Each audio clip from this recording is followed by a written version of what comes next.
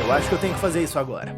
Oi, eu sou o Lucky Curiango e eu sou fã número 1 do Aquático do Ben 10. Oficialmente, eu tô numa quest pessoal pra assistir todos os fillers de One Piece, dos melhores aos piores e tudo que tem no meio, e contar tudo sobre eles pra vocês, fazendo minhas precisas análises e reviews. A gente tá seguindo um comentário no Reddit de um ser humano aleatório pra nos guiar sobre qual a lista definitiva de fillers de One Piece. Esse vídeo é uma parte 2, mas você pode honestamente assistir em qualquer ordem. Afinal, são histórias filler. O último arco que a gente viu foi o da viagem no tempo e dimensões paralelas, reconhecidamente um dos mais bizarros fillers de One Piece inteiro. Agora, a gente tem G8, que o pessoal diz que é o melhor filler de One Piece. Tem gente por aí que diz que é o melhor filler da história dos animes. Vamos ver. G8, episódio 196 ao 206. Eu tenho que admitir, esse arco é de longe o que eu mais tinha expectativas e talvez a principal razão para eu fazer o primeiro vídeo. No final das contas, o vídeo acabou ficando longo demais e eu não vi, mas o outro vídeo era só uma desculpa elaborada pra eu ver o arco de G8 e conseguir justificar isso pra mim mesmo. Do jeito que a comunidade One Piece fala sobre esse arco na internet, eu imaginava que eu iria assistir isso e minha vida iria virar um daqueles panfletos evangélicos do pessoal fazendo carinho em onça. Falam de G8 como se esse arco realizasse milagre, curasse cegueira e fosse finalmente o que iria fazer os meus pais pararem de culpar o divórcio deles em mim. Eu tenho expectativas altíssimas e eu tenho certeza que o arco não tem como ser bom nesse nível. Ele ainda é um filler. Então, quase com certeza que eu iria me decepcionar, eu começo a assistir o tal melhor arco filler de todos os tempos. Eu tenho que admitir, do primeiro minuto esse filler já me parecia um pouco diferente. Ao invés de começar com ação, gritaria, piadas ou qualquer coisa assim, esse arco começa com um grupo de marinheiros cantando uma canção sobre G8.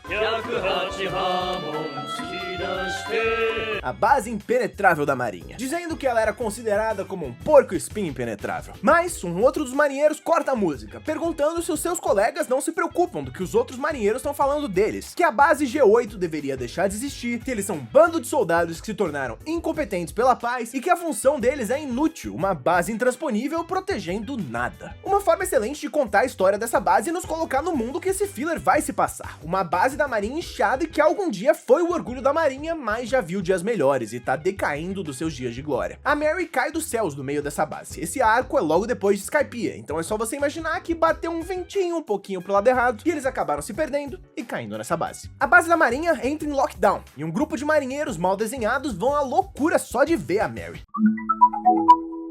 Nós conhecemos o comandante dessa base e vice-almirante da marinha, Jonathan. Conhecemos também a chefe responsável por alimentar essa base, Jessica. Já dou um spoiler aqui, esses dois são casados, eles se amam e eu amo eles. E provavelmente se tornaram os meus personagens da marinha favoritos do anime inteiro. O Jonathan pescador e o bigode bonito dele são o meu GOAT. A Mary tinha acabado de cair do céu e o pessoal da base acha que ela é um navio fantasma, sem nenhum tripulante a bordo. Uma ideia que a Robin inclusive se diverte, usando a fruta do diabo dela para atormentar alguns marinheiros a troco de nada em todas as chances que ela tem. Aos poucos a gente vai vendo que os chapéus de palha escaparam da Mary sem serem vistos e estão dispersos pela base. O Chopper chorando e se perguntando onde tá todo mundo. O Zoro perdido. A Nami disfarçada. O Luffy com fome usando um gomo-gomo no aspirador para tentar achar comida.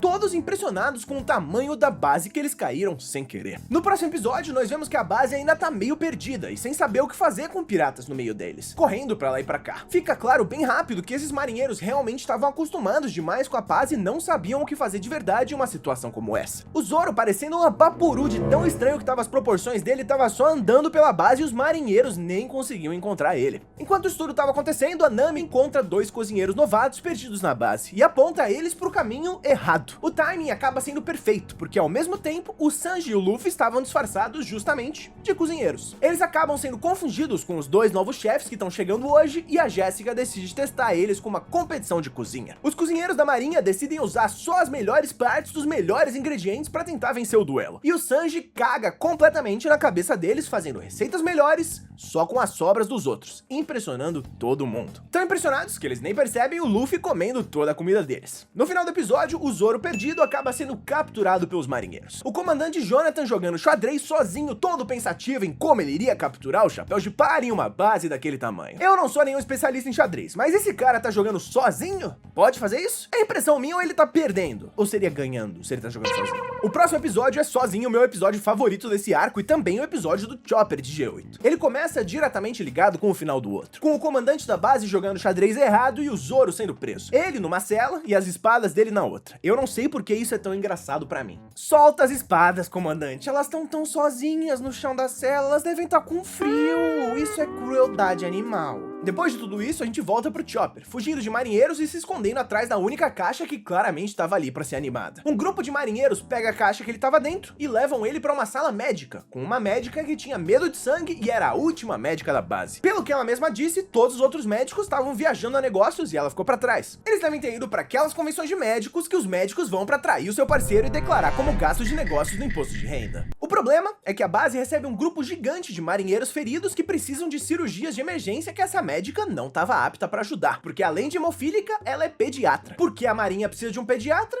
Eu não sei. Quantas crianças soldado tem na marinha para que eles precisem de uma médica inteira dedicada só para isso? Eu tenho medo de saber. Bom, acho que você já imagina para onde isso vai. Um médico novo da base, que claramente não é o Chopper, aparece para ajudar ela. A Nami se disfarça de enfermeira e o resto do episódio é uma gameplay de Surgeon Simulator, com essa médica aprendendo uma lição importante sobre ser médica e cuidar dos outros, vencendo seus medos. É igualzinho o arco de personagem da Tsunade no Naruto clássico. Só que ao invés dela ter o desenvolvimento dela durante o arco todo, ela tem o desenvolvimento todo em o quê? 5 minutos? 10. Ela tem metade de um episódio filler pra ser apresentada e ter o seu arco de personagem inteiro. E considerando isso, até que deu bastante certo. Eu gostei desse episódio, eu acho que ele demonstra a melhor parte de G8, uma oportunidade rara de conhecer um personagem da marinha que não esteja diretamente contra os protagonistas e não seja um super almirante. E eu acho isso uma nova perspectiva muito boa pra expandir o mundo de One Piece como um todo, como ver um pedacinho do mundo pelos olhos de uma pessoa como qualquer outra. No episódio 199, a gente finalmente vê a Robin e o Usopp de novo, e esses dois são o MVP desse arco. Eu acho que a minha parte favorita de G8 inteiro foi justamente dar a chance dos chapéus de palha que não estão sempre no holofote brilharem um pouco mais. É um arco de infiltração e disfarce, então o Zoro e o Luffy, que normalmente tomam toda a atenção da história pra eles, são inúteis aqui. Muitas vezes eles mais atrapalham do que ajudam. Já o Usopp e a Robin, eles estão prontíssimos pra isso. Mentiras, disfarces e pequenos golpes é a especialidade dessa dupla. Os dois se disfarçam de marinheiros e mentem o caminho inteiro deles pra conseguir explorar a base. A mentira da Robin dá um pouco mais certo que a do Usopp, sim, mas os dois se metendo nesses problemas é genuinamente hilário. Além disso, o inspetor da marinha que a Robin usa pra se disfarçar é um show à parte, mas por enquanto a gente não sabe quem ele é, então vamos deixar ele de lado por só um momentinho.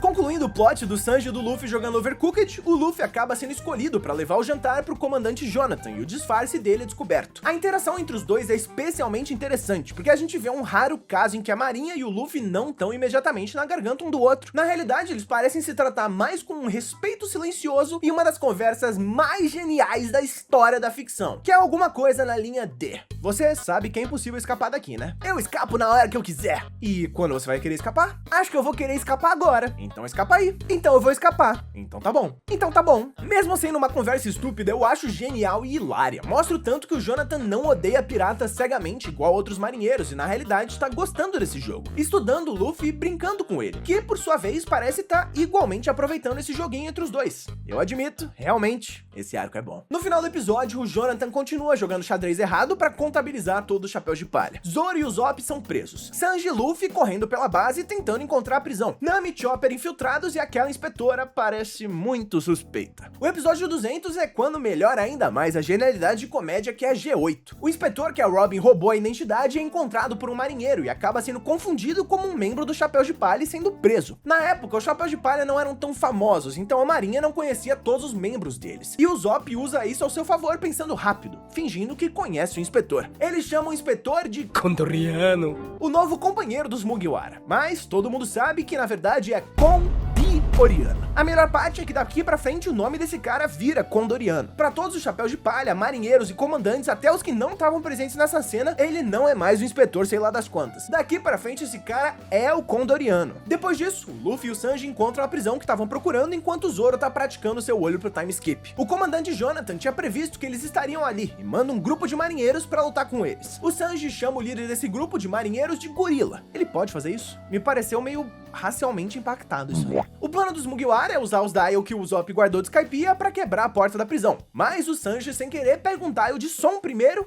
Dona Letty, a senhora está colocando o controle do ar-condicionado no cu ou não? E os marinheiros ficam confusos. Sobem pontos de interrogação em cima da cabeça deles. Olha só, alguém esqueceu de cropar direito daquele cara ali. No final, eles conseguem explodir a prisão e fugir.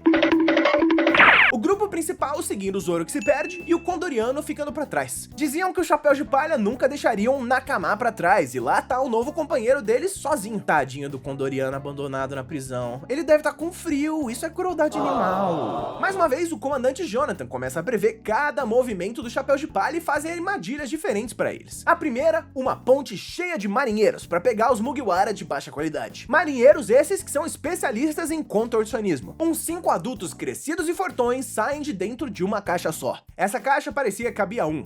Tinha 5. Acontece o que todo mundo imagina e rola aquele clássico combate de filler que parece que foi animado no PowerPoint. No final, o Luffy acaba destruindo a ponte que eles estão lutando e vai na direção do mar com uma carinha de quem fez merda fenomenal. Mesmo eles conseguindo nadar pra segurança e seguir na direção da doca que a Going Merry tava prendida, isso tudo já tava nos planos também do péssimo enxadrista Jonathan. Porque os caras da ponte, na realidade, estavam só comprando tempo pra armadilha de verdade. Quando eles chegam na doca da Merry, mais um exército da marinha tá lá pra atacar eles. Esse grupo de marinheiros usa balas, canhões, gás lacrimogêneo e acaba capturando o Luffy numa rede de pedra do mar. A sorte deles é que com a ajuda da médica que o Chopper ajudou alguns episódios atrás, o Chapéu de Palha conseguem um plano B. A médica e a Nami fingem terem sido sequestradas pelo Chopper. Além disso, um dos caras da manutenção que tinha formado uma amizade com o Zop, orgulhoso do amor que os Mugiwara tinham dado pra Going Merry, decide ajudar eles, soltando o barco de onde ele estava preso em direção ao mar. No final, a marinha é obrigada a assistir enquanto o Chapéu de Palha em baixíssima qualidade fogem. A Robin finalmente volta pra história, depois de investigar a base por tempo bastante e cometer assassinato.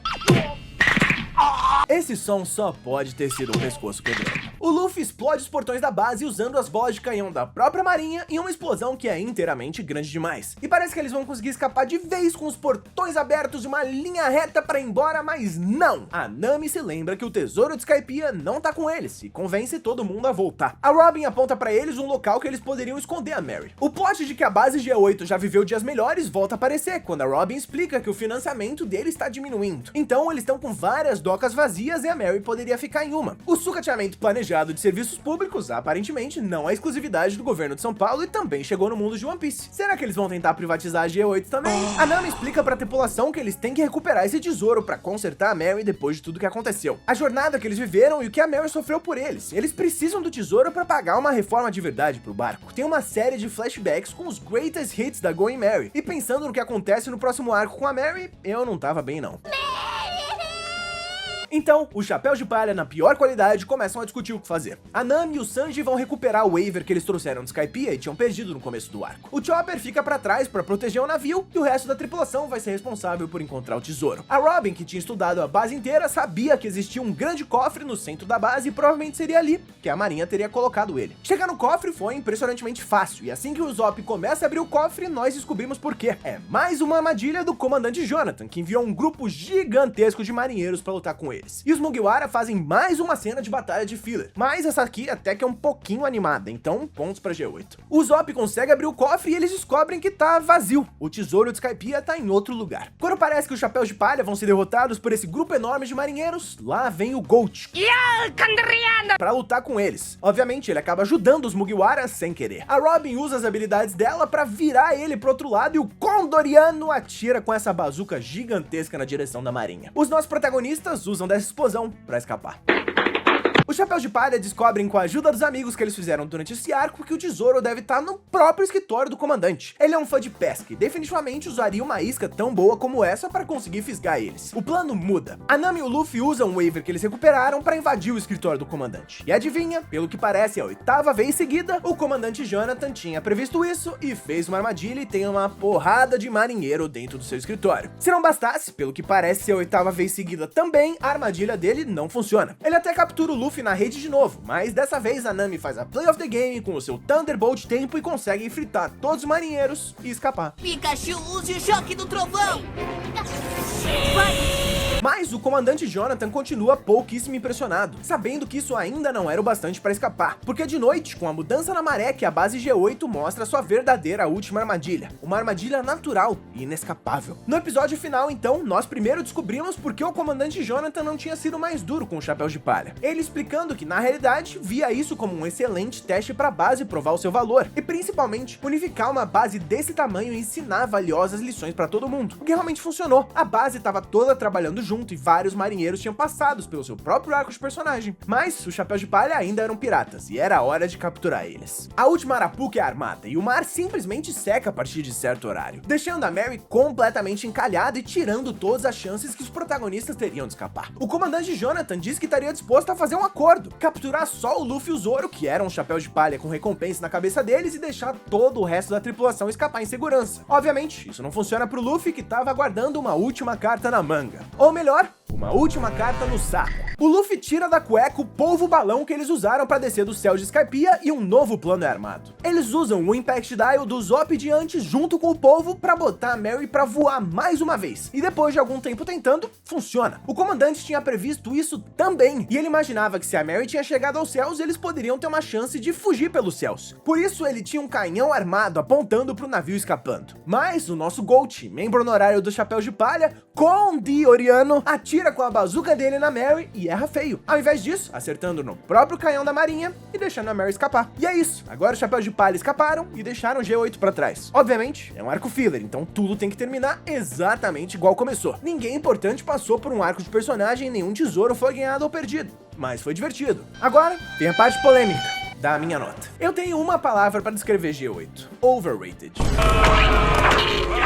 Eu peço desculpas desde já, mas a minha nota é 4,5 de 5 troféus de pescaria do Jonathan, que ele deixa no escritório dele junto com o tesouro de Skypiea, mas o Luffy foi educado bastante pra não roubar, mesmo parecendo ser feito de ouro. É um arco muito bom, mas realmente não é tudo isso. Eu sei, podem me executar em praça pública agora. Vocês são só esse gato maldoso e bravo jogando tomate, e eu sou apenas essa criaturinha patética cheia de tomate na cabeça. Mas deixa eu me explicar, por favor. É o melhor arco filler que a gente viu até agora? Sim, de longe. Por mim, bota ele imediatamente no top 1 do nosso ranking de arcos fillers e acho que ninguém vai tirar ele de lá. Mas ainda é um arco filler e ainda tem vários dos problemas que outros arcos fillers têm. As cenas de ação são bastante desinteressantes e pouco criativas, com cada personagem usando os mesmos 3 movimentos de novo e de novo. Além disso, o plot acaba ficando repetitivo, com a quantidade de indas e vindas e armadilhas exatamente iguais que o comandante Jonathan acaba colocando sobre eles. Eu acho que G8 poderia se beneficiar muito de ter, tipo, uns 3 episódios a menos. Não que G8 seja ruim, eu ainda acho que é um arco muito bom pra um filler, e tem alguns dos momentos que eu mais ri assistindo One Piece. Claramente dá pra ver que o pessoal responsável pelos fillers se divertiram muito fazendo esse. Eu especialmente amo a cena que o Luffy tá seguindo um marinheiro e posando pra câmera. É uma piada visual super simples, super rápida, mas muito engraçada. Dito tudo isso também, tem muita gente que argumenta que G8 deveria ser um arco canônico de One Piece, e eu acho que não. Ainda falta um tempero do Oda. Se G8 fosse um arco canônico sendo assim como ele é, ainda seria um arco divertido, mas, e eu odeio ter que dizer isso, estaria entre os piores arcos de One Piece. Dito isso, eu quero reiterar o quanto eu gostei do fato que esse filler aproveita o tempo extra para dar um pouco mais de perspectiva pro mundo de One Piece como um todo. E ver como vivem esses marinheiros aqui foi bastante legal pro world building. Pode ser loucura da minha parte, mas eu acredito que eu gostaria de ver um arco inteiro só da marinha, sem o Chapéu de Palha, pra gente ver de verdade como a vida das pessoas acontece quando os nossos protagonistas não estão lá pra causar o caos. Além disso, o comandante Jonathan é o meu GOAT e eu adoraria que ele me levasse pra pescar e contar algumas histórias. Esse arco tem 10 episódios e eu tinha bastante coisa pra falar. Os outros são mais curtos. Espero que a gente consiga passar por eles mais rápido, senão eu vou ficar aqui pra sempre. Long Ring Longland. Episódios 207 ao 219. Não, pera. Esse não é filler. Como isso veio parar aqui?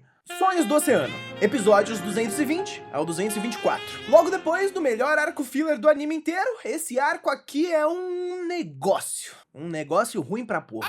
O arco começa com todos os Chapéus de Palha Mimir e a Robin lendo a noite toda. Uma criança sopra o rabo de um cavalo marinho e se diz animado de ter encontrado pessoas com memórias muito boas. Quando o pessoal acorda de manhã, a Nami não reconhece a Robin. Os meninos não se reconhecem entre si. Todo mundo tinha perdido as memórias e só se lembravam dos últimos momentos. Antes de conhecerem o Luffy, e o próprio Luffy só lembrava de estar vagando no barril. Então, nenhum dos Mugiwara tiveram seu arco de personagem e por causa disso, praticamente todos eles se odeiam. O Luffy corre atrás do Chopper tentando tentando comer ele. O Zop tenta mentir que ele é o capitão. A Nami odeia piratas. O Sanji tá querendo saber como que ele vai bater o ponto do CLT dele lá no Baratie. O Zoro tá perdido. Quer dizer, esse último é meio que real sempre, né? O Zoro tá sempre perdido. A Nami, ainda no modo ladro de piratas, rouba o tesouro de Skypiea e tenta fugir. E o Zoro, ainda no modo caçador de piratas, amarra as espadas na cabeça igual uma vozinha e vai embora nadando. No próximo episódio, a Nami entra no que parece ser um vilarejo completamente vazio. Mas conforme ela vai caminhando pros fundos, nós vemos pessoas observando ela de longe, escondidos dentro das suas casas, e quando o pássaro das notícias joga o jornal dentro do vilarejo, o povo se torna completamente feral, brigando pelo jornal. O povo dessa vila tem as suas memórias sugadas pela criança e seu cavalo marinho todos os dias, e ler o jornal é a única forma que faz com que eles tenham qualquer ligação com a realidade e o mundo lá fora. Se você parar pra pensar por um segundo, parece o começo de uma história de terror Lovecraftiano. Uma cidade inteira incapaz de construir laços, presa em eterna desconfiança, sem conseguir saber quem você mesmo é e brigando com seus vizinhos, amigos e familiares pela última migalha de informação que é entregue dos céus por uma criatura que você é incapaz de compreender completamente. É medonho. Mas os caras do filler claramente não pensaram nisso por mais de um segundo, então a gente não vai também. O resto desse episódio e o próximo episódio tem bastante nada. Tipo, claramente dá pra ver que o pessoal responsável por esse filler não tinha plot pra 5 episódios. Então eles são obrigados a esticar o máximo possível esse plot. Chega um ponto em que a gente vê cada um dos chapéus de palha pensando na sua própria jornada e todo mundo revive um pedaço das memórias deles. As memórias sendo a backstory que a gente já viu várias vezes. Tem um filler da backstory pra aumentar o tamanho do episódio filler. Oficialmente One Piece conseguiu. Tem filler no meu filler. Depois do que parece ser uma eternidade de nada acontecendo, a criança vem tentar roubar um pouco mais da memória deles. O Luffy bate nela e consegue as suas memórias de volta, mas a criança escapa antes do resto do pessoal conseguir as deles. Os chapéus de palha mal desenhados acabam se decidindo em ir pra ilha e tentar procurar a criança pra encontrar o resto das memórias deles. Eles se encontram com a Nami na ilha e ela acaba aceitando ajudar eles, mas ainda auspiciosa. Pra quem não se lembra, a Nami tinha um ódio mortal de piratas antes de conhecer o Luffy, e o ódio voltou a todo vapor agora. Eu sei que eu faço piada da animação dos fillers frequentemente, mas dá uma olhada nesse chopper aqui. Enquanto o Luffy e a Nami estavam conversando e tentando se entender, olha a cara do bichão olhando pra eles. E olha a cara dele olhando eles irem embora. A criança do mal convence o Zoro que o Luffy seria um oponente à altura, e usando seu cavalo marinho de controlar mentes, ele consegue fazer com que o Zoro vá lutar com ele. O termo foi usado corretamente, tá? É um cavalo marinho controlador de mentes. Eu já vou adiantar aqui, eles não explicam de onde vem esse cavalo marinho. Se existe um bicho que faz isso, se é algum tipo de deus ancião, se é algum cavalo marinho que comeu uma fruta do diabo, se ele é um alienígena, sei lá. Nada disso importa porque eles não se dão o trabalho de explicar. O que importa pra esse momento é que ele controla mentes. Não se preocupa, fica pior. Mais uma coisa de cada vez. Na busca por respostas, os chapéus de palha encontram uma pedra que descreve pra eles onde eles devem ir pra encontrar esse cavalo marinho. No caminho inteiro, a Nami tá literalmente pensando que os piratas estão na maldade dela, querendo roubar o seu tesouro. O Zoro aparece todo possuído e o Luffy fica pra trás pra lutar com ele. A gente vê algumas das cenas do Zoro lutando contra o Luffy. Não se preocupe, não é divertido. A luta deles em um Whiskey Peak, por exemplo, é bem mais legal. Pelo menos na outra luta, o Luffy tá mais engraçado, parecendo um balão de água. O Zoro marca o peito do Luffy pra depois alguém fazer a cicatriz do time skip por cima. De volta ao grupo principal, a criança aparece e tenta usar o cavalo marinho dela pra fazer os Mugiwara brigarem um pouco mais entre si. Mas o Sanji não aceita isso. Ele dá uma bicudaça no cavalo marinho. E a gente descobre que, na realidade, a criança também estava sendo manipulada e o cavalo marinho é realmente uma criatura maléfica.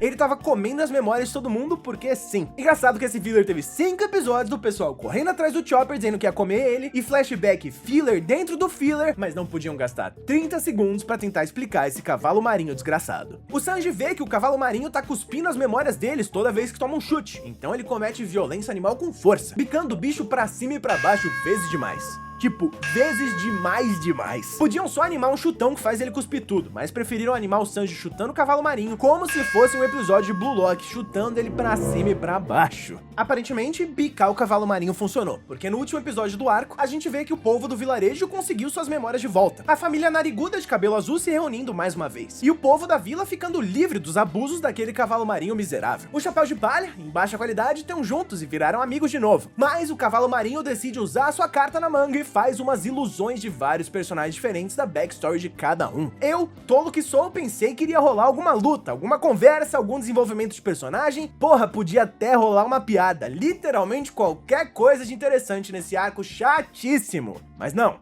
acontece nada. Depois de 5 episódios de nada acontecendo, o filler ameaça que vai ficar divertido e imediatamente tira isso de você. Porque ao invés de interagir com o pessoal das memórias e fazer qualquer coisa de interessante, os chapéus de palha só ficam encarando eles fazendo cara de tanso. E pra confusão dos Mugiwaras de todo mundo que tá assistindo, isso é a oportunidade, cara, necessária pro cavalo marinho sugar as memórias de todo mundo. De novo, o cavalo marinho do nada incha com todas as memórias e começa a flutuar no ar. Ele diz que finalmente conseguiu concluir o seu sonho de se tornar um dragão milenar. Sim, aqueles do filler da criança com chapéu de papa. Agora, os fillers de One Piece estão conectados com outros fillers de One Piece. O Luffy, mesmo sem memória, decide que ele quer montar nesse dragão, que acaba soltando as memórias dele, só que só um pouquinho. Só o bastante pro Luffy lembrar que não gosta dele. Ele usa uma Gomu Gomu no Bazooka que joga ele voando igual a equipe Rocket, soltando as memórias de todo mundo. Os chapéus de palha voltam pro vilarejo que eles libertaram, esperando que seriam vistos como alguma espécie de heróis, mas não. De alguma forma, a criança acabou se confundindo e disse que eram chapéus de palha que estavam roubando as memórias de todo mundo. Então o povo do vilarejo persegue eles igual multidão de filme de Frankenstein, com tochas e forquilhos. A Nami volta com a motinha dela em cima deles, atropelando alguns dos caras e vão embora. Como todo filler, a história foi completamente inútil e voltou pra estaca zero, mas essa aqui não foi nem divertida.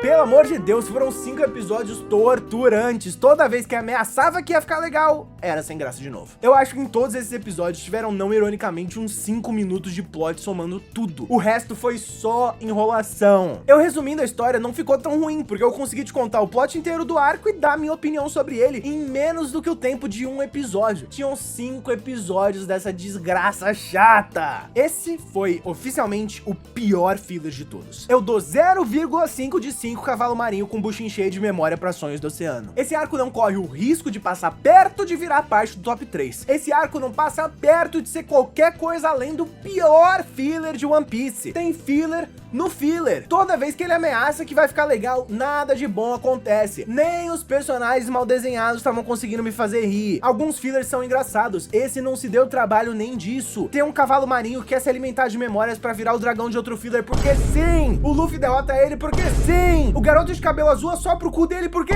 sim. Quer saber? Eu mudei de ideia. 0 de 5 cavalo marinho com buchinho cheio de memória para sonhos do oceano. Esse é o pior arco filler desse negócio inteiro. Por favor, que o próximo seja bom, senão eu vou enlouquecer. Aventuras do Bug e Chapéu de Palha. Episódios 291, 292 e 303. Esse filler já começa bizarro, pelo fato que ele é no meio do arco de Enies Lobby, no meio de uma das partes mais tensas do arco. No episódio 290, o Chopper ativa o Monster Point. A forma dele que tava tendo foreshadowing desde a primeira vez que o Chopper apareceu na história. Geral lutando contra a Marinha na base militar e um dos melhores arcos de One Piece chegando no seu ápice. E toma, filler do Bug. Se eu tivesse assistindo o anime na época, eu ia ficar muito puto. Mas como eu tô aqui só pelos fillers, vambora! Esse arco começa mais estranho ainda. Ele não se passa no universo de One Piece. Na verdade, esse filler se passa no país de Grand Jipang, que é a versão One Piece do Japão feudal. O Luffy e o Usopp são policiais responsáveis por cuidar de um vilarejo. A Nami e o Sanji têm uma pousada. O Chopper é o doutor da vila. O Zoro é um monge andarilho que vive de doações alheias. E a Robin também tá nesses episódios. Não fica muito claro qual é a profissão dela. O mais perto que eu cheguei era a fofoqueira. Ela fica andando pra cima e pra baixo, vendo o que todo mundo tá fazendo, ajudando o plot a seguir em frente de vez em quando, e de vez em quando também ela aponta pras coisas que estão acontecendo e dá risada. Esses fillers são uma sequência de pequenas histórias nesse Japão feudal e, obviamente, como tá no título, todos têm o mesmo vilão, o Bug. Eu gostei muito do design do Bug nesse arco. Eles mudarem ele de um palhaço pra um ator de kabuki com maquiagem tradicional foi uma excelente escolha. E eu acho que cozinharam pra caramba com esse design do Bug. O plot dos episódios é bem o que você esperaria de um desses desenhos episódicos, tipo Meninas Superpoderosas ou Bob Esponja, que sempre começa e termina sem grandes mudanças no mundo como um todo. O primeiro episódio é sobre o Luffy andando com um grupo de crianças, aquele grupinho do Usopp e uma garota que eu tenho quase certeza que é a menina que deu o onigiri pro Zoro lá no episódio 3, sei lá. O pai dessa menina tá doente e ele deve dinheiro pra trupe de agiotas muito bem maquiados do Bug. Resumindo bem o plot do episódio, o Bug decide sequestrar a garota porque aparentemente isso no Japão feudal era uma escolha ok. Se um pai devia dinheiro, você podia ir lá e sequestrar a criança dele, tipo hipotecar o seu filho. O Luffy fica puto com isso e bate em todo mundo. Só que o comissário de polícia corrupto Mr. Tree diz que o Bug fez estava dentro da lei e o Luffy ia ser demitido. E o Luffy diz: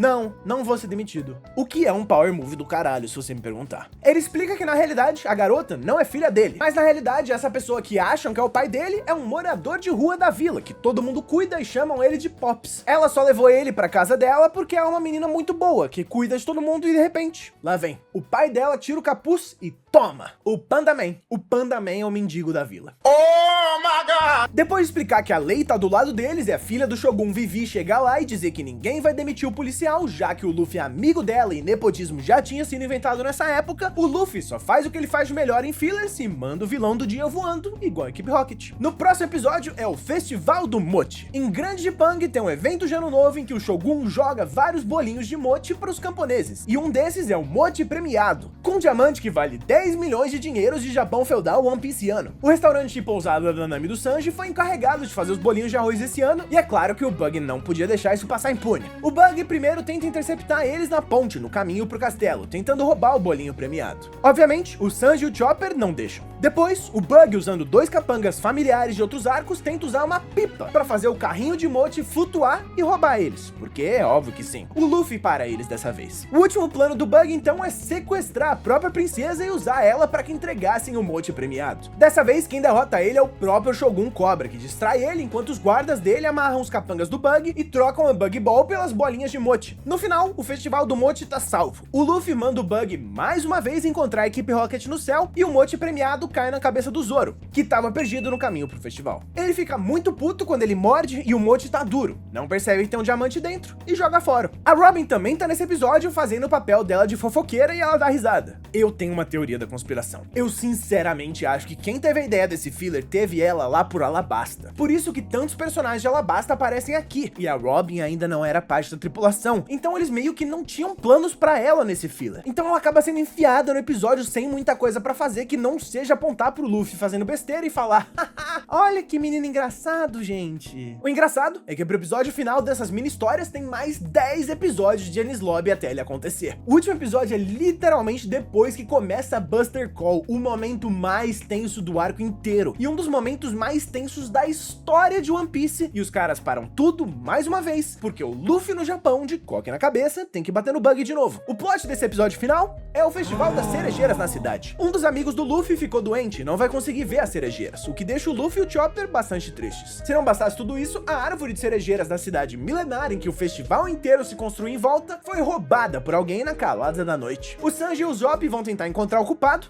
e olha a cara desse filho da puta passando no fundo. Que maluco medonho da desgraça, eu vou sonhar com a cara desse maluco. A gente descobre que o Bug mais uma vez é o responsável. Jogar ele nos céus não parece exatamente um bom movimento do policial Luffy, porque toda semana esse cara vem pra arrumar mais problema. Ele roubou a árvore pra tentar vender pro Foxy, que no final ainda trai ele, e o Bug fica sem a árvore, sem o pagamento, e adivinha? É jogado nos céus pelo Luffy. Pelo menos dessa vez, ele não é o único, porque o Luffy também manda o Foxy sair voando. No final, tudo fica bem. O garoto é curado da gripe dele, vem nas cerejeiras igual o sonho do Dr. Hiruluke, e fim do arco. É loucura eu dizer que eu gostei disso aqui, que eu gostei bastante disso aqui. Não é nenhuma grande obra de ficção, talvez a barra esteja lá embaixo pela quantidade de fillers que eu tô assistindo um seguido do outro, mas eu gostei. A minha definição pra esse arco filler é que esse é o arco filler mais almoçável da história de One Piece. Ele é perfeito pra você parar durante 20 minutinhos ali, almoçar e se divertir. Minha nota final? 4 de 5 Pandamans em situação de rua para as aventuras do Chapéu de Palha do Bug. Eu admito que parte de mim vive exatamente naquele meme de lugar,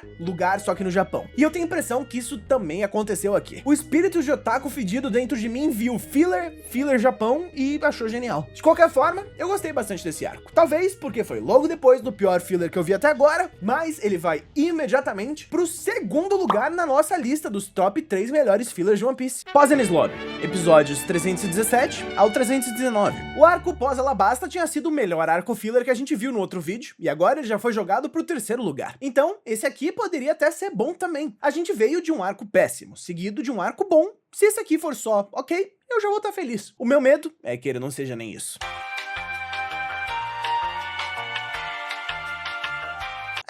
Até que é bem legal. Esses mini fillers aqui voltam a não ser um arco inteiro, mas sim pequenas histórias mostrando que os Mugiwara fizeram logo depois de Water 7 e Enies Lobby. A Aqua Laguna, resgatar a Robin, aquela última coisa que eu não consigo nem falar o nome sem ficar emocionado. O primeiro dos episódios é sobre uma garota chamada Abby, que perdeu seu Yagara, o cavalo barra peixe barra carro barra amigo que o povo de Water 7 usa pra se transportar. O Yagara dela era mais velho e cegueta e tinha desaparecido durante a Aqua Laguna que teve alguns dias antes. A família dela diz que é pra ela desistir de procurar por ele, mas ela simplesmente não consegue. Então, ela decide pedir ajuda pro Luffy e pro Chopper, oferecendo todo o dinheiro que ela tinha no porquinho dela como recompensa, na maior cara de side quest de encontrar o gatinho perdido que tem em todo o JRPG. Olha o Pandaman ali. Os dois aceitam a side quest e começam a procurar pelo cavalo. Primeiro pedindo ajuda da Robin, que assusta a cidade inteira com seus braços com olhos tentando encontrar qualquer pista, mas não consegue. Durante todo esse processo, a garota começa a ter flashbacks do Yagara dela, que tava na família deles há mais de 100 anos e tava chegando nos seus últimos dias, mas eles tiveram que deixar ele pra trás pra se abrigarem da Aqua Laguna. O Luffy encontra um pedaço do cachecol que o velho Yagara vestia. Eles seguem as pistas e percebem que ele tá dentro dos esgotos da cidade e acabam caindo lá dentro. Os dois usuários de fruta caem em um fio d'água de uns 15 centímetros e tem uma reação completamente normal e comedida com isso.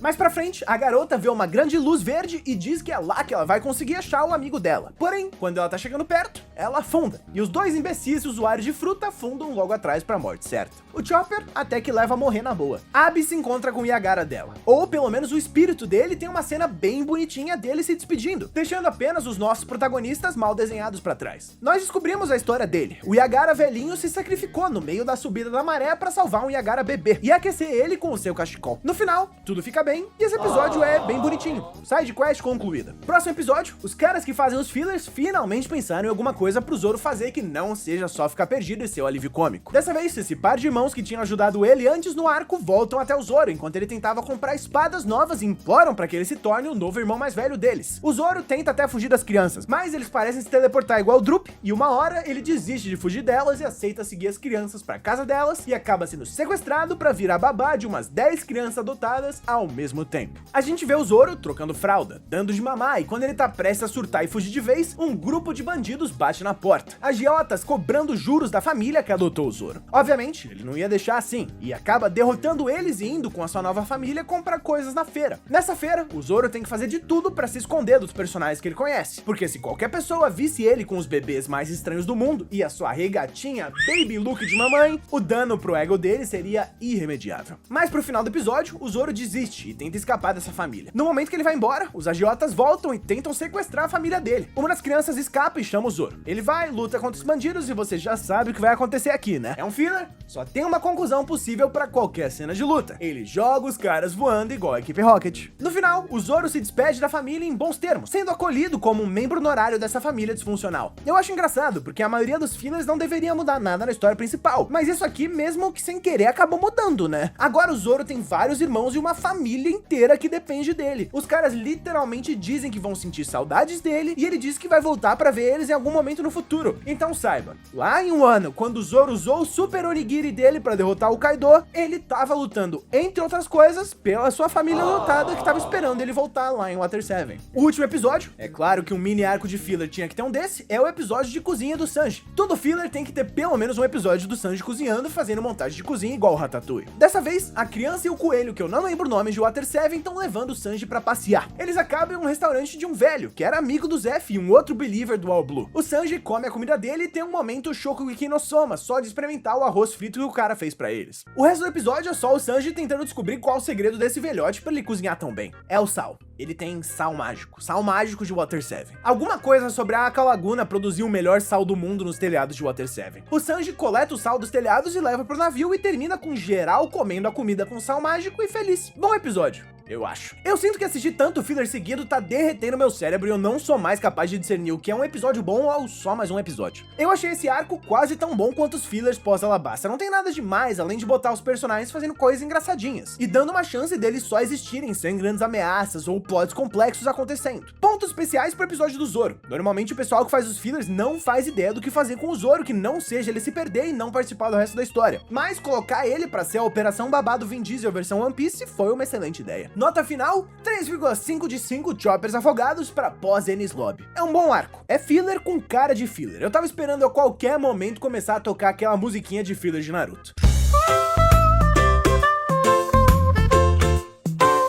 Infelizmente, esses fillers quase chegam no top 3. Vão ficar atrás do pós-Alabasta por pouco. Uma Robin falando que o Chopper é um bom menino de diferença. Já vou avisando, o próximo arco também vai ser o último desse vídeo. É aquele esquema, o vídeo já tá grande demais, ele tem que ser lançado algum dia, mas pelo menos o próximo arco, o nosso guia do Reddit disse que era pra assistir. É o primeiro que não seja G8 desse vídeo com essa classificação, então eu tenho altas expectativas. Caçadores de Gelo, episódios 326 ao 336, asterisco. Esse arco vem logo depois do final de Enies Lobby, e teoricamente deveria funcionar como o último passo dos Chapéus de Palha antes deles irem pro Novo Mundo. Na história original, a gente sabe que não foi nem perto disso que aconteceu. Eles acabaram fazendo mais algumas coisinhas antes de irem pra Ilha dos Homens Peixe, mas na cabeça dos personagens esse era o próximo passo. A história começa com o Luffy em baixa qualidade, enxergando um navio pirata incapaz de velejar e decidindo ajudar eles. É interessante, porque esse é o primeiro arco que tem a participação da Sunny, e o Chopper fica animado de conseguir tratar todos os seus primeiros pacientes a bordo do navio novo em folha. O Sanji dá comida pra eles, e durante todo esse tempo dos Mugiwara ajudando esses caras, nós vemos eles conversando entre si sobre trair eles, com peso na consciência, já que eles estavam sendo tão legais. Mas o líder desses caras dizendo que eles não têm escolha se não seguir a missão que foi imposta a eles. Então, eles decidem colocar sonífero na comida e nas bebidas do Chapéu de Palha. Além disso, a gente vê um cara que parece o Aku Aku do Crash, antes do Ozempic, cercado de um exército de Teletubbies, dizendo que eles tinham fisgado um grande peixe. No próximo episódio, mesmo com os soníferos, geral já estava acordado. Todos, com exceção do Luffy e do Zop, tinham percebido o que estava acontecendo e decidiram não comer a comida. Os piratas que traíram eles ficam cagados de medo, mas antes que a gente possa resolver isso, nós vemos o Chopper, que foi chamado por um dos piratas pro navio deles, e tá tratando o capitão dessa tripulação e descobrindo o que tinha acontecido com eles. Eles são os piratas da Fênix, e o capitão deles é um homem chamado Puzzle. Eles estavam prestes a embarcar no Novo Mundo exatamente como o Luffy e seus amigos queriam fazer, mas antes mesmo de chegar, eles foram atacados por esse grupo de caçadores de recompensa, especializados em roubar bandeiras de piratas e destruir os seus espíritos. Foi a primeira vez que eles viram o capitão deles apanhar e não conseguir se levantar. Então, eles estão trabalhando para esses mesmos caçadores de recompensa, temendo pela vida deles. E só do Chopper aparecer e explicar isso, os Chapéus de Palha decidem ajudar. Enquanto isso, o David Bowie da 25 de março aqui tava criando um plano para enganar os Chapéus de Palha, mandando vários barris com velas da marinha para cima deles, para fazer com que eles acreditassem que estavam cercados, com exceção de um único espaço, afunilando eles na direção que ele gostaria que eles fossem. E os nossos protagonistas caem na armadilha imediatamente, indo em direção à terra desses caçadores de recompensa. Até agora, esse parece ser o arco de One Piece filler com mais cara de arco de One Piece. Tem um certo timing comum de vários outros arcos, descobrindo a backstory de novos personagens aos poucos e tentando balancear comédia, drama e ação. Normalmente os fillers são só comédia e olhe lá. Esse aqui tá fazendo um bom trabalho de juntar tudo até agora. Vamos só ver por quanto tempo isso vai durar. Além disso, nós vemos a família completa de caçadores de recompensa que vão ser os vilões do arco. Uma família inteira com designs legitimamente interessantes, e todos trabalhando juntos com Don Atino, o líder desse grupo e o principal vilão dessa história. O Aku Aku do Ozempic que a gente viu no último episódio. Agora, os Chapéus de Palha estão em alguma espécie de labirinto no meio dos icebergs. Pra completo horror daquele esquilo miserável da Era do Gelo, o Zoro corta o iceberg no meio, forçando um caminho para eles passarem. O capitão dos piratas da Fênix finalmente acorda, mas ainda com o espírito completamente quebrado e dizendo que eles realmente deveriam trabalhar pro Don Atino e desistir do sonho deles de serem piratas. Jiro, a criança da tripulação que sonhava em ver o capitão como rei dos piratas, não aceita isso. É um clichê clássico da criança que ainda acredita nos sonhos e acaba ensinando o adulto a nunca desistir, mas é um clichê que eu gosto bastante. Se parar pra pensar, o plot desses dois é igualzinho o plot de Up, só com mais pirataria, aventura e menos câncer. No meio disso tudo, o grupo acaba sendo separado por ainda mais icebergs. O Luffy e o Chopper ficam juntos dos piratas Fênix e o resto da tripulação fica na Sunny. Quase todos, pelo menos. Porque o Zoro, logo depois de cortar o iceberg, adivinha? Se perdeu do resto da galera. Além disso, a criança da família usa seus pássaros para roubar a Jolly Roger do Chapéu de Palha e entregar pro pai dela. Não tem explicação exata do porquê ela controla esses pássaros nesses episódios. Eu acho que ela só é uma mestre Pokémon que foi pra muito longe de casa mesmo. Depois de um grupo de pinguins claramente maldosos separar os Mugiwara a mando dos Bounty Hunters,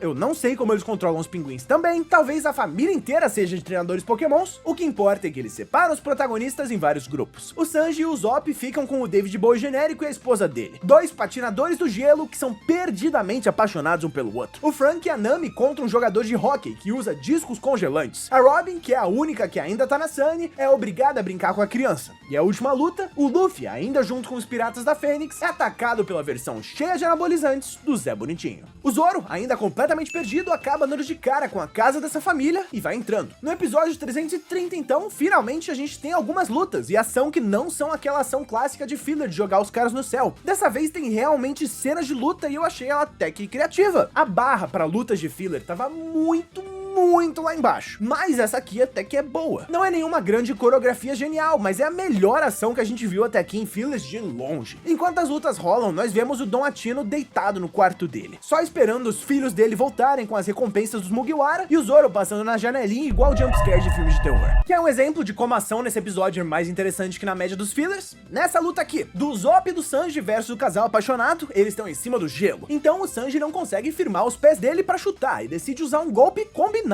com o Usopp. O golpe combinado, no caso, é que o Usopp fica de 4 no chão e o Sanji usa as costas dele como apoio pra chutar os caras. Eu disse que era mais interessante que o resto, eu não disse que era bom. No final, o casal consegue usar os patins deles pra cortar um pedaço do chão e fazer o Sanji e o Usopp caírem em uma prisão dentro do gelo. Nós cortamos pro Luffy com uma transição digna de PowerPoint 2013.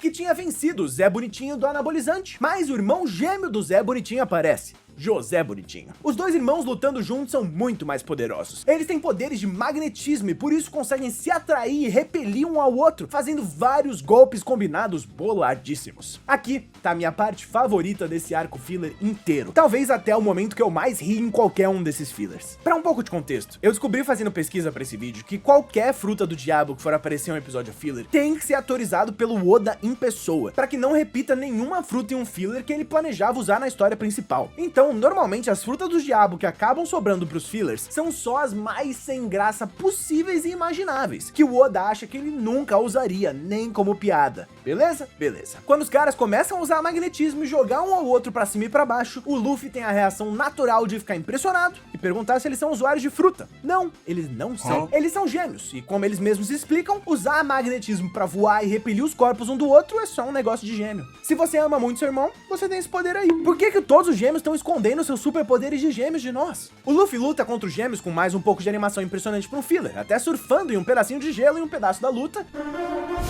E o Zoro entra finalmente na sala do chefão final e bebe com ele. Antes, é claro, dele mostrar que sabe muito bem quem é o Zoro e que ele é o responsável por mandar a família dele capturar os Chapéus de Palha. O próximo episódio começa com seja lá que porra for isso. Brasil! E os gêmeos desafiando o Luffy pra sair na mão com eles e posando. A Nami e o Frank sendo capturados pelo cara do Oki e sendo jogados na mesma prisão que o Sanji e o Usopp já estavam. O Zoro tenta lutar contra o pai da família, mas ele tá em cima de uma escotilha e também acaba sendo jogado na mesma prisão. Eu tenho a impressão que a equipe dos fillers odeia o Zoro. Toda vez que ele tem uma chance de fazer um negócio minimamente legal, dá tudo errado com ele. De volta no Luffy contra os irmãos Bonitinho, ele desvia de um Double Lariat digno de Killer Bee e Haikage e quebra o iceberg que eles lutavam em cima, fazendo os gêmeos flutuarem pra longe de um Luffy em baixa qualidade. A Robin finalmente chega na casa dos caçadores de recompensa e convence a criança a enviar comida pros amigos dela na prisão. Na comida, tinha algumas garrafas de cola, exatamente o que o Frank precisava pra fugir dali. Eles escapam e matam um dos soldados Teletubbies esmagados com uma placa de metal. O Luffy faz um discurso junto com o pequeno Giro pros piratas da Fênix e vai em busca da sua Jolly Rod. Todas as peças oficialmente montadas para um bom final de arco de One Piece. Um objetivo claro de pegar a Jolly Roger, um grupo de vilões interessantes pra descer o cacete e uns personagens secundários terminando o arco de personagens dele e decidindo seguir os seus sonhos. Ainda é um shonen. Sempre acaba com alguém decidindo seguir os seus sonhos. E eu sempre acabo emocionado com isso. No próximo episódio, os Mugiwara estão todos juntos tentando encontrar sua bandeira. Mas o Zoro é a única pessoa que sabe em que sala ela tá. Então, eles acabam se perdendo e entrando na sala errada várias vezes. Numa dessas, o Zoro e o Usopp entram em uma sala cheia de farinha e ficam cheios de farinha na cara. Mas pausa.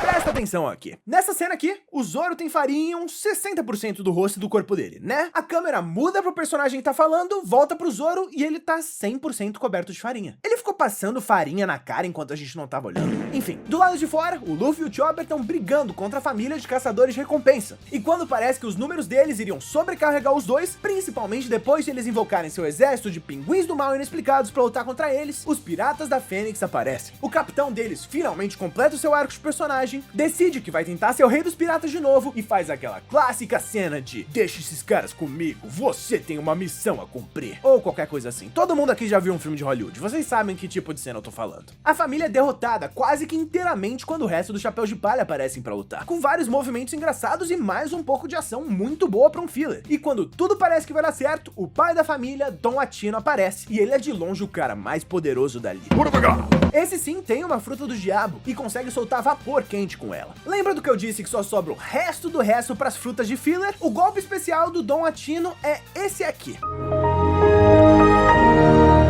Eu vou deixar você criar sua própria opinião sobre isso. O Luffy começa a brigar com ele, mas não consegue acertar ele por um bom tempo, já que esse vapor quente funciona como uma espécie de proteção natural, até o Luffy ter uma ideia. Se eu não consigo socar esse cara, é só eu pegar esse pedrão de gelo aqui e bater nesse filho da puta com ele. Funciona? Até que bem. O resto dos Mugiwara vão encontrar a bandeira. A Robin é capturada pela criança, mas o Sanji solta ela. A Robin ensina uma lição importante sobre como bandeiras piratas são como o orgulho de um pirata pra garotinha da família, que parece que gosta da Robin de verdade. O Chopper e o Giro encontram a sala das bandeiras, mas no meio da luta do Luffy, eles quebram a sala inteira. O Chopper tenta recuperar a Jolly Roger deles, mas no meio da briga toda a gente vê que ele se confundiu e pegou a bandeira errada. Piratas do Chapéu Verde não tem o mesmo apelo de Piratas do Chapéu de Palha. Felizmente, a garota usa um dos seus pássaros pra entregar a bandeira certa pra eles, deixando a Robin orgulhosa. Além disso, o Frank usa o submarino da Sunny pra massacrar os pinguins esquisitos. Chegamos no último episódio e acontece a luta entre Luffy e Dom Attino, que por mais que clichê, é bastante divertida. A ação é maneira, o diálogo é previsível e o final tem um discurso shonen e o mais próximo que One Piece consegue chegar de um daqueles Beam Clash de Dragon Ball, com o Luffy socando Dom Attino e tancando todo o calor pra, adivinha? Mandar ele sair voando igual a equipe Rocket, porque ainda é um filler. Eles não sabem fazer nenhum outro final de luta. Dito isso, o Luffy derrota o vilão final, eles conseguem a bandeira e vão em direção ao Novo Mundo. Fim de arco. Ainda prometeram que iriam encontrar os Piratas da Fênix no Novo Mundo a qualquer momento. Eu sei que isso nunca vai acontecer, são personagens de filler e assim que acaba o episódio deles, todos acabam indo imediatamente pro limbo do One Piece. Mas eu acho que Dressrosa seria o arco perfeito pra esses caras aparecerem de novo. O capitão deles é muito maneiro e ele podia tranquilamente ser um dos caras do Coliseu que vira parte da frota do Chapéu de Palha depois. Mas enfim, eles são só personagens de filler pra sempre esquecidos e eu tentar inserir eles em outro arco é só eu fazendo fanfic de One Piece na minha cabeça. Eu sei que eu te falei antes que esse arco ia até o episódio 336, mas dessa vez o nosso guia do Reddit estava errado. Esse arco acaba no episódio 335. O episódio 336 é chamado de As Aventuras do Chopper Man, e é mais um universo alternativo em que o Chopper é um super-herói e o resto dos personagens são os vilões da história dele. Eu assisti esse episódio, mas eu achei ele bom demais pra ser só uma nota de rodapé nesse vídeo aqui. Então, se esse vídeo der certo e eu for fazer uma parte 3, nós já temos por onde começar. As Aventuras do Chopper Man. Dito isso,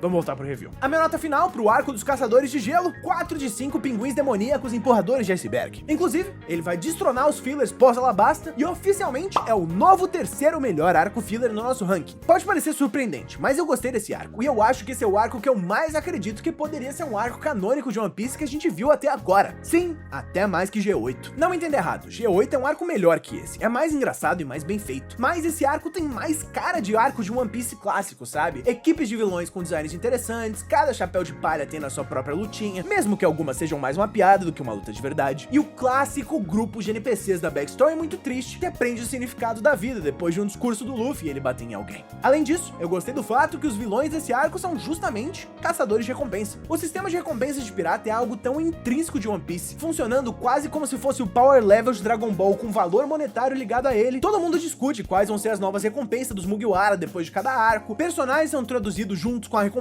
na cabeça deles, tantas partes importantíssimas da história são intimamente ligadas com recompensas, e parece que os últimos caçadores de recompensa relevantes que a gente conheceu eram o Johnny e o Yosaku no East Blue. Ver uma família inteira na Grand Line de caçadores de recompensa é mais uma vez um filler adicionando mais uma perspectiva pro mundo de One Piece, ao invés de só fazer uma história óbvia. E eu gostei. Olhando pra lista do Cine VIP, é tipo como se a gente tivesse feito metade dos arcos fillers, se eu não souber o que a palavra metade significa. Tem mais 15 arcos, sem contar com o do Chopper Man. Eu sinto que eu comecei algo que não pode ser parado. Como que toda vez que eu decido fazer um vídeo inocente, eu acabo me prendendo em mais uma cruzada pra derreter o pouco do meu cérebro do tamanho de um amendoim que ainda sobra na minha cabeça? Bom, comenta aí se você quer uma parte 3 e quer ver o tal do Chopper Man. É isso, pessoal. Espero que vocês tenham gostado desse vídeo. Se vocês gostaram, aqui em um desses quadradinhos tá a parte 1 desse vídeo. Pode assistir ela. E aqui tem mais um vídeo no meu canal que o YouTube acha que você vai gostar. Dá uma chance. É o Lucky Curiango.